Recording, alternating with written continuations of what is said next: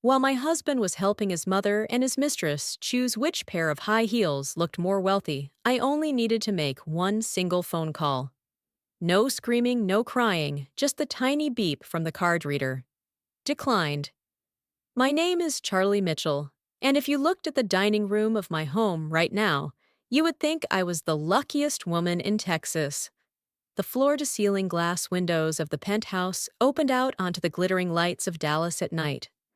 The air carried the faint scent of expensive Joe Malone candles and the slow-simmered beef stew I had spent 4 hours cooking on the stove. It was the Hale family's heirloom recipe, rumored to be entrusted only to the woman who stood at the head of the family. "This dish is quite nourishing," Margaret Hale said, lightly prodding a carrot with her fork, chewing thoughtfully, before giving a small nod. "Very rustic, Charlotte. It reminds me of those roadside diners Lucas's father used to take me to before he made his first million. Old-fashioned. Very ordinary." Her voice was gentle, but every word that landed on the dining table carried another layer of meaning, as if she were reminding me that even in a penthouse, I was still just a poor girl standing on the edge of the Hale family. I sat upright at the head of the long table, my shoulders held in the exact posture of a perfect wife, both hands gripping the napkin so tightly my knuckles had gone white, yet the perfect smile never left my face. "I followed the recipe you gave me, exactly, Margaret." "Oh, I'm sure you did, dear," she replied. Her lips curved into a smile that never reached her cold eyes. "It's just that some dishes require a bit more refinement, a bit more tradition. But don't worry, Lucas likes simple things, doesn't he?" Son Lucas didn't lift his head from his phone. He leaned forward, his fingers scrolling endlessly, as if the entire world lived on that screen. "Lucas," I called softly. "It's great, Mom. Wonderful." "Thanks, Charlie," he murmured flatly, his eyes still glued to the display. "See?" Margaret beamed like someone who had just won a hand of cards. "My son is so easy to please. That's my boy, always grateful, even for the most basic things." She took a sip of red wine, her gold bangles clinking softly against the crystal tabletop. Then she reached into her Chanel handbag, pulled out a glossy black credit card, set it on the table, and stroked it affectionately, the way one would caress a symbol of power. "Good thing my credit score is perfect," she said sweetly, pride dripping from her voice. "Thanks to Lucas for taking such good care of his mother. This card is the only thing separating us from barbarians." I took a slow sip of plain water, trying to calm the bitterness rising in my throat. Margaret Hale believed that the penthouse we were sitting in, the gleaming Mercedes in the garage, and the black card she worshipped like a treasure were all achievements of the Hale family. She didn't know the truth. The penthouse, every line of credit, and every limit were all in my name, Charlie Mitchell. That black card was only a secondary card linked to my primary account. I let them believe Lucas was the provider because I loved him. To the outside world, I was Charlie Hale, the quiet, gentle wife, lucky enough to marry the only son of a prestigious family, always appearing properly beside her husband at parties and in perfect photo frames. They looked at me with a mix of envy and pity, an ordinary girl who had climbed to the top of society thanks only to a wedding ring. But in the financial world, I was Charlie Mitchell, the founder of Astralink Capital. My fintech company processed millions of transactions every day with algorithms I had written that helped banks make billions. I had never needed Lucas's pedigree to build this empire. And precisely because of that difference from the early years of our marriage, when my success made Lucas feel smaller, I had deliberately separated my work from family life, letting him play the role of the breadwinner, letting Margaret Hale believe her son was a financial genius, the one providing for this entire luxurious household. I had turned myself into a shadow behind the velvet curtain. Until that evening when Margaret set her spoon down and issued an order in a soft voice that allowed no refusal. "Take my cashmere shawl to the dry cleaners tomorrow. I need it for the charity gala on Saturday. I have a board meeting at 9. I replied, my voice calm, even as a wave rose inside me. Lucas snapped his head up from his phone, his brows knitting together, irritation clear on his handsome face. Come on, Charlie. I'm busy several important meetings today. Can't you step out? It's just Zoom. A wife's primary duty, Margaret cut in immediately. Her voice sharp and authoritative, is to make her husband's life run smoothly. Don't make things difficult, Charlotte. She stood up her tweed skirt, flaring slightly, not bothering to glance at the dirty dishes on the table. Dinner was acceptable. I'm going to rest. Don't forget the cashmere shawl. She walked away, leaving behind the scent of expensive perfume and a heavy silence. A few minutes later, Lucas stood up as well, his eyes already glued back to his phone, without a word of thanks, without a single look. I sat alone at the dining table, clearing the dishes into the kitchen. In the reflection of the window, I saw myself exhausted, a woman running $100 million company, yet at home merely a breathing wallet for Lucas and Margaret. My gaze fell on the black card Margaret had left behind. I stared at it for a long time, the chill slowly growing. The next morning, when I stepped into Astralink Capital's headquarters, it felt like I had just left a familiar orbit and landed on a different planet, where the air carried the cold, clean ozone scent of servers running nonstop, instead of the smell of lies and half-spoken words, where transparent glass walls opened onto a full view of Dallas, below the city appearing like a massive glowing circuit board. Each road a stream of data, each building a connection node of opportunity, not prearranged social obligations. And as I walked past analysts, all lifted their heads to greet me. Good morning, Ms. Mitchell, in the respectful tone reserved for the woman who signed their paychecks. Here I was not Charlie Hale, the obedient wife.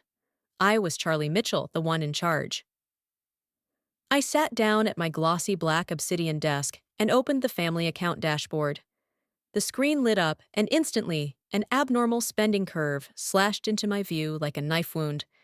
Card ending in 4098. Margaret's card. Sharp spikes jutted out on the graph, all landing precisely on Thursday nights. And when I zoomed into the data, each entry appeared cold and clinical, like a forensic report. Thursday, October 12th. $300 at the Velvet Rope, a high-end jazz bar where candlelight flickers and saxophone notes blend with intimate whispers. Thursday, October 19th, $450 at Skyline Ember, a rooftop restaurant with a full city view where couples often choose to celebrate meaningful dates. Thursday, October 26th, $600 at Lux Galleria, followed immediately by $200 at the most exclusive spa in the area. My heart skipped a beat. I opened my work calendar, cross-checked each date, and on those very evenings, Lucas had logged the same familiar script. Client meeting ran late. Car trouble. Emergency consultation in Houston. Client meetings running late at a jazz bar. Car trouble right outside a romantic rooftop restaurant. An emergency consultation in Houston, but shopping at Lux Galleria in the middle of Dallas.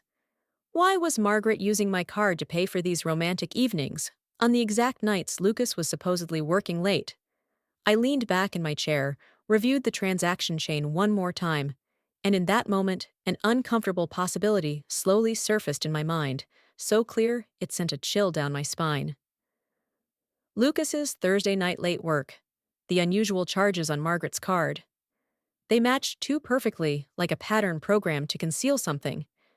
I suddenly remembered the way she had casually asked me about old friends, about how the press these days hunts private lives so aggressively, her tone light, as if she were just making conversation. My fingers hovered over the keyboard for a moment, then stopped. I picked up my phone and scrolled through my contacts until I found a name, Naomi Brooks. Naomi, my college roommate. Now she was an investigative journalist for the Dallas Observer, specializing in digging up stories the Dallas elite wanted buried. I pressed call. 1 ring, 2 rings, 3. Charlie Naomi's voice came through surprise mixed with delight. Oh my God, it's been so long. Are you okay, Naomi? I said, my voice lower than usual, as if afraid the room itself might be listening. I need your help with something. Off the record. Just between the two of us. A brief silence on the other end. Naomi understood immediately. She always did. Go on, she replied, her voice sharpening professional. Don't tell me you want information on Lucas. I took a deep breath. Not Lucas. Margaret. And I think Margaret is hiding something. Maybe more than that. I need the truth. Anything you can find, photos, rumors, anything at all. Another long pause followed, long enough for me to hear my own breathing. Then Naomi exhaled softly, a very light sigh, as if she already understood what I was about to step into. I'll look into it, Naomi said slowly. If I find anything concrete, I'll send it to you. Thank you. I whispered, my voice so low it nearly dissolved into the space between us. The second call. I called Frank Moretti, a private investigator who specialized in financial fraud, a name the banking world usually whispered as a last resort. Frank, I said, my voice flat cold. I think my brother is embezzling my father's money. I need proof, I said out of reflex, then immediately realized I'd misspoken. Not my brother, not my father. I took a breath and corrected myself. I think my mother-in-law is using my money to fund an affair. I need documentation, receipts, photos, videos, everything. Frank didn't ask any follow-up questions. He simply replied briefly, I'll start immediately. The next 2 days passed heavier than I expected. The anxiety didn't hit all at once. It clung quietly, seeping into every gap in time, when I sat in meetings, when I drove home, when my phone screen lay dark on my desk. I didn't constantly check my messages, but every time the phone buzzed with a meaningless notification, my heart still tightened slightly. On the third day, the report arrived in my secure inbox. I opened it page by page. But what I saw wasn't information Frank had uncovered about my mother-in-law. It was my husband.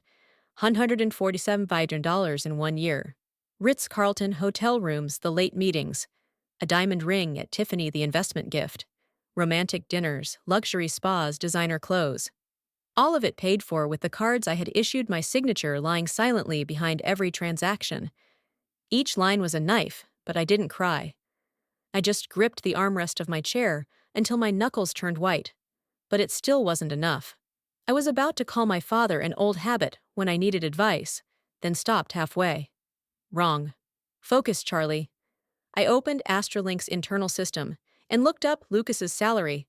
The classification code appeared clearly, dependent allowance. He wasn't an employee.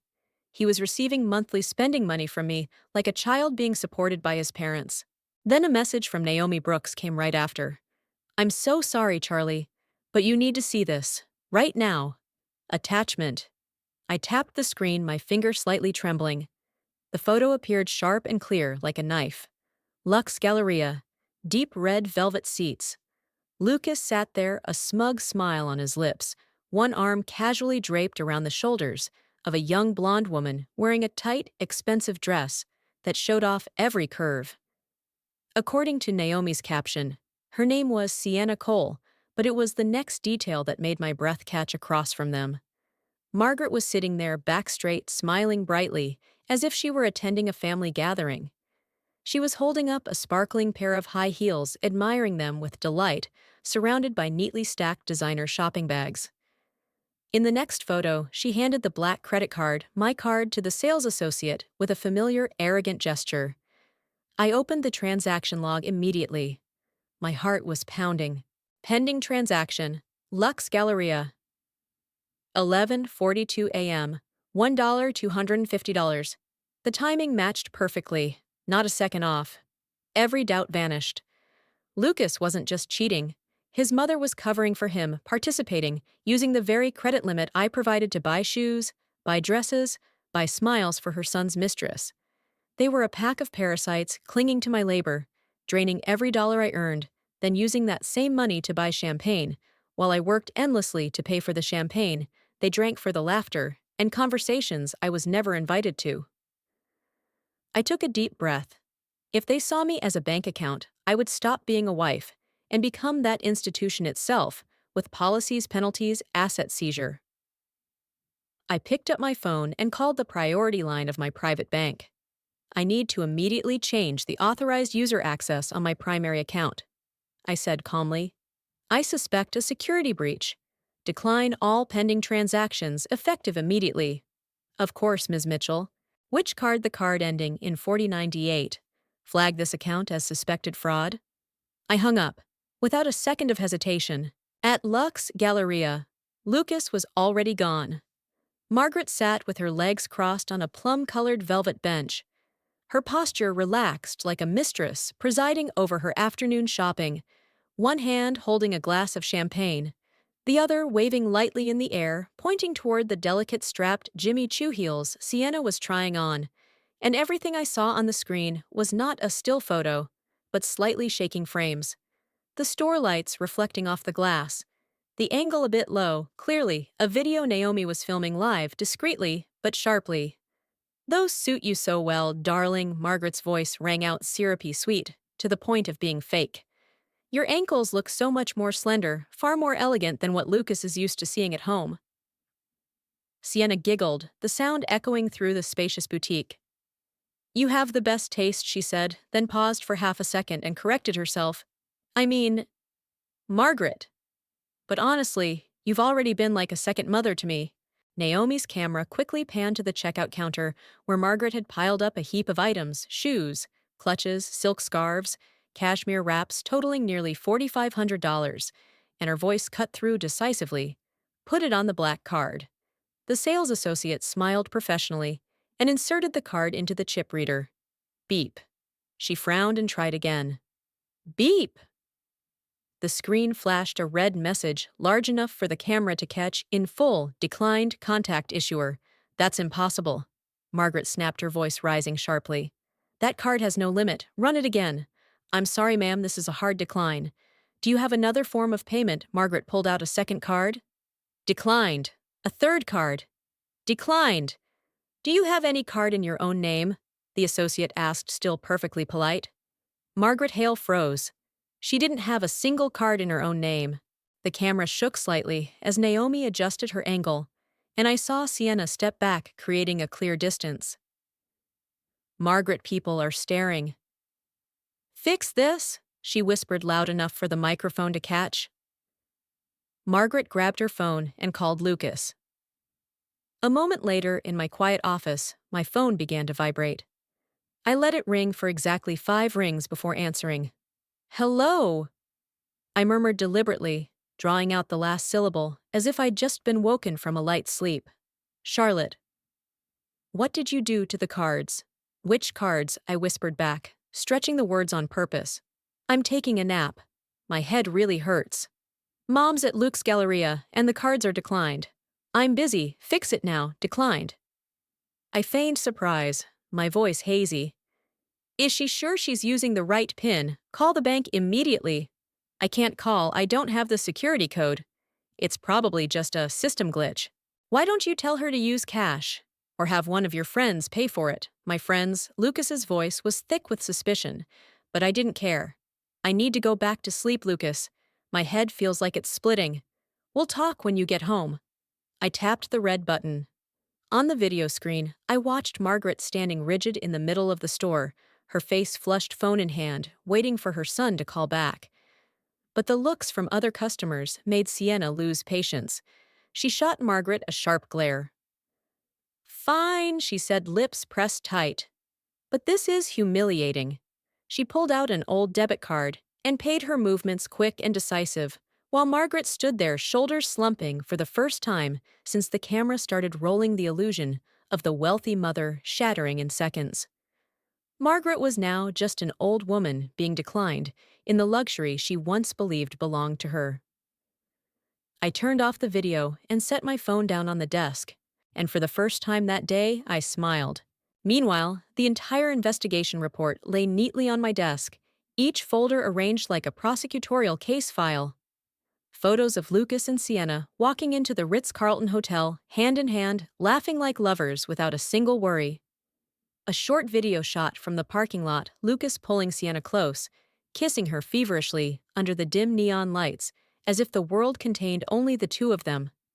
But what made my spine go cold, what caught my breath in my throat, was the audio recording from 3 days earlier. Margaret and Sienna, sitting in an upscale cafe, their voices clear and sharp through the hidden recording device. Don't worry about her, Margaret whispered, her tone sweet but calculating. Charlotte is just a financial source. Once Lucas secures his position, we'll get rid of her. You're the real future, Mrs. Hale. Get rid of her. Not divorce. Not push her out. Get rid of her. They weren't just using me. They had planned to edge me out, erase me from the perfect picture they'd drawn for themselves, as if I were nothing more than a debt to be written off. I sat motionless in the darkened office, the only light coming from the computer screen reflecting off my face.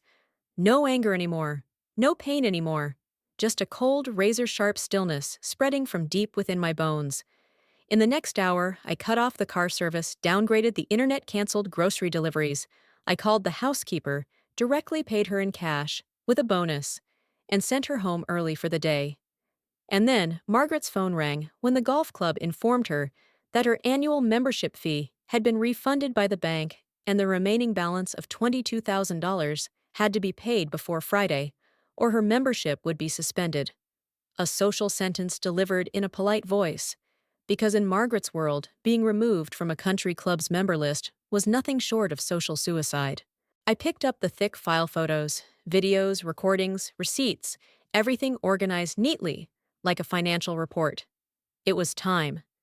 I stood up, turned off the office lights, and walked out of Astrolink as the city lights began to come on.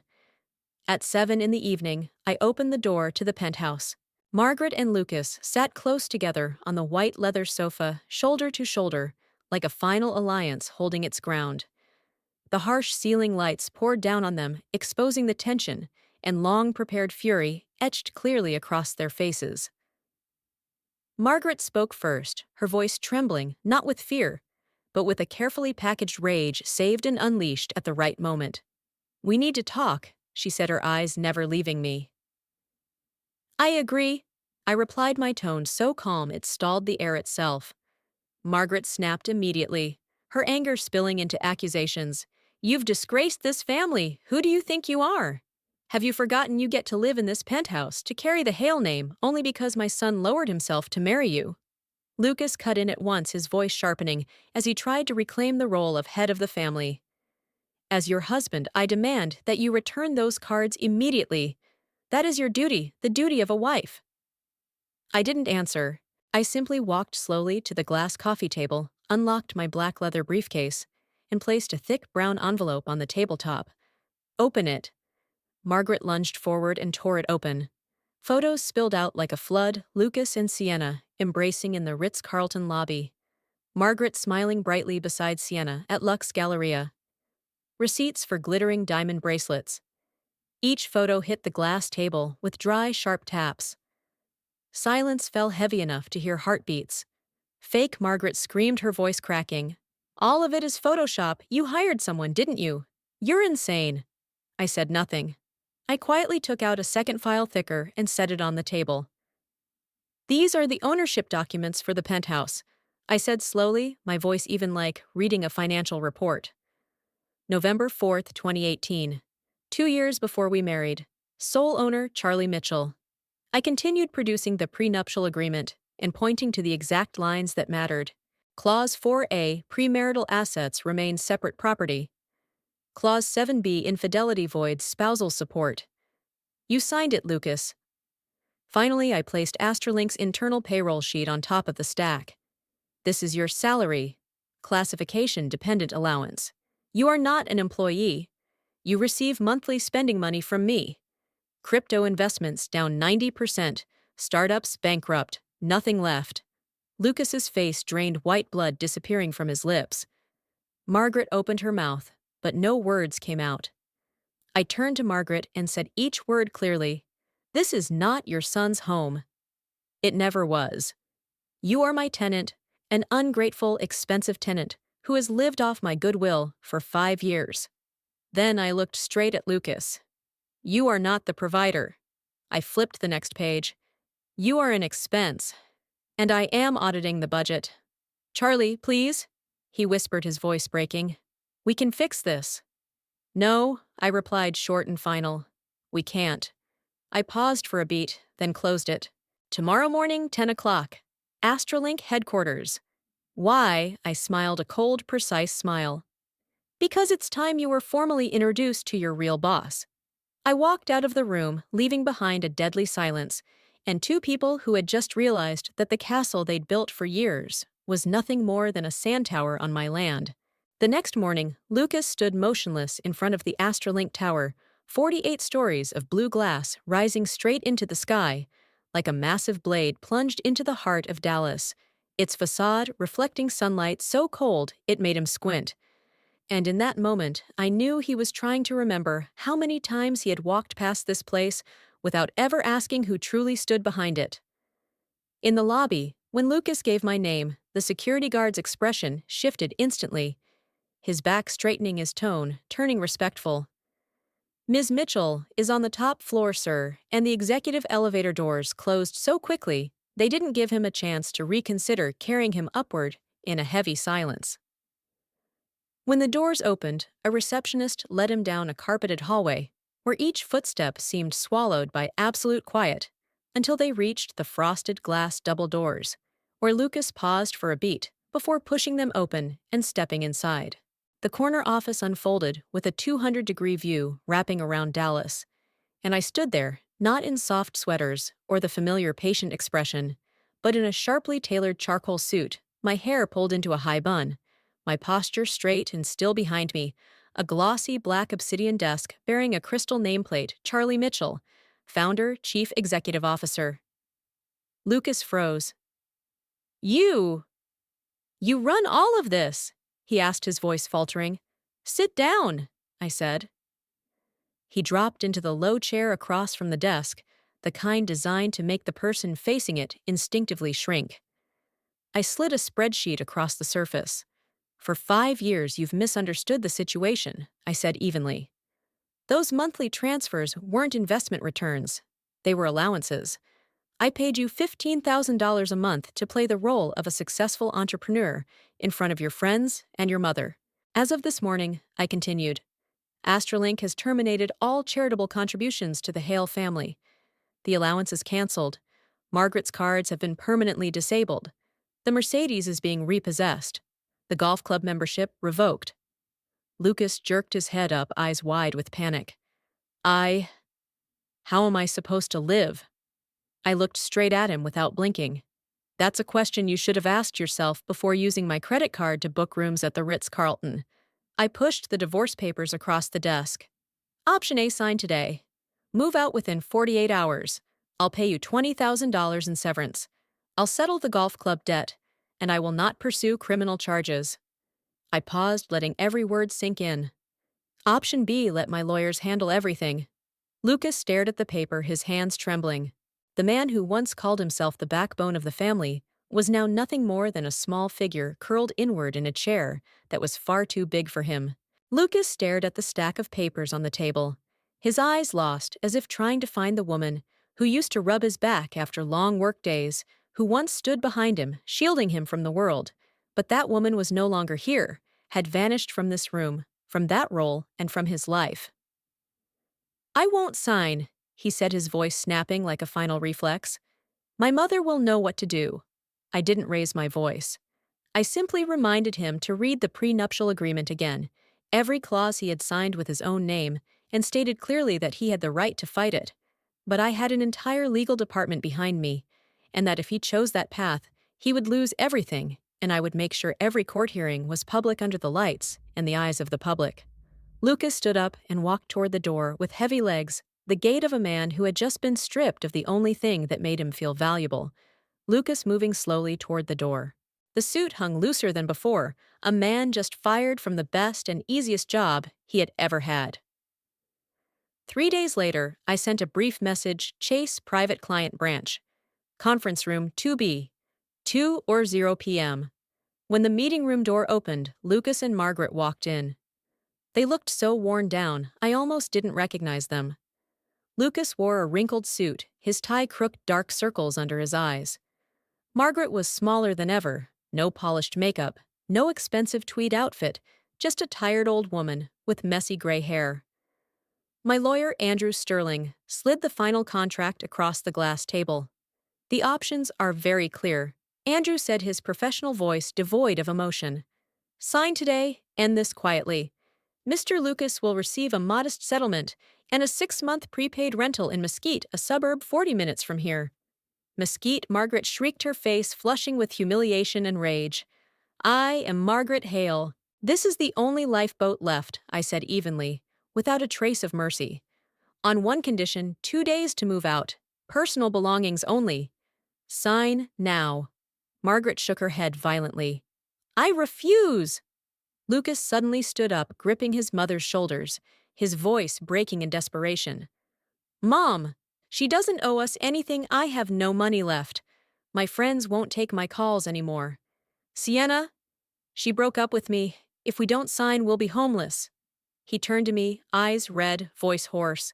If I sign, you'll pay the golf club debt, right? Yes, I replied. Lucas lowered his head and signed. Then Margaret signed as well, her trembling hands unable to hide it.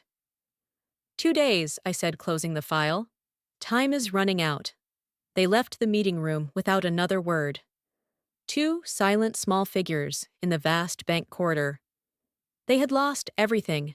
On the second day, the penthouse filled with the dry clatter of suitcase wheels rolling across the stone floor movers, standing by in professional silence, while Margaret clutched a blue ceramic vase tightly to her chest, as if it were the last fragment of the old world she could still cling to.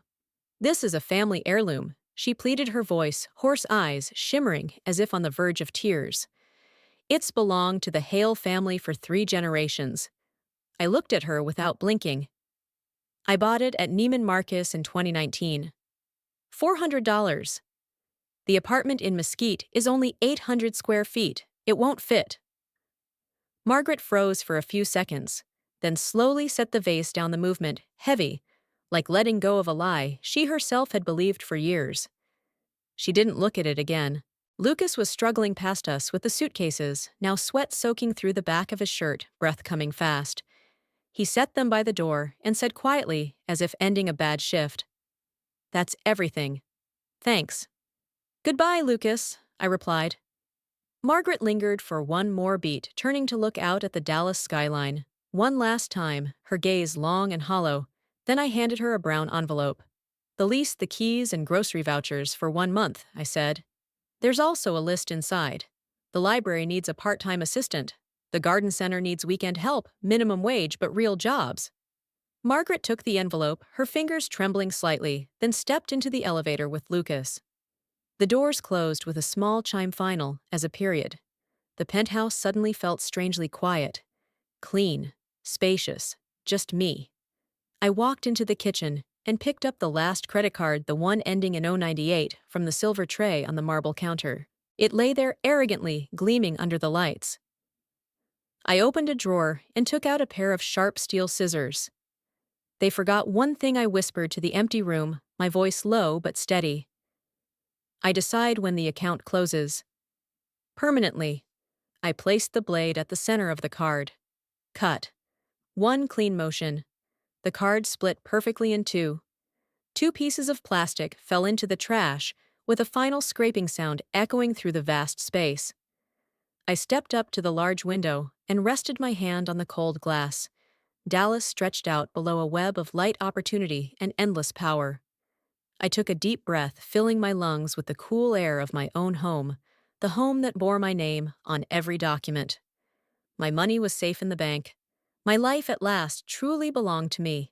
1 year later, I sat alone in my Astralink office on a quiet afternoon, sunlight slanting through the large glass windows, brushing softly across the wooden desk, where the latest reports lay neatly arranged, the steady growth numbers no longer making my heart race as they once had, but instead bringing a sense of solidity, of endurance, like the breathing of a body that had finally recovered after a long illness. I signed a new agreement, set the pen down slowly, then stood up to make myself a cup of tea, unhurried, with no one waiting on me. No one to ask permission from, just to exist within my own workday. And when my assistant informed me that I had been named one of the most powerful female entrepreneurs in Texas, I simply smiled, nodded in thanks, the feeling no longer like victory, but like a quiet confirmation that I had chosen the right path. I thought about the past, the long years, the cold dinners, the abused black cards. But now there was no pain left, only a gentle sense of gratitude for having been strong enough to leave, for choosing myself in the middle of the storm. One afternoon, while driving through a suburban area, I happened to see them through the window of a modest roadside cafe, Lucas and Margaret. He sat hunched over a cheap cup of black coffee, his face gaunt, the smugness gone.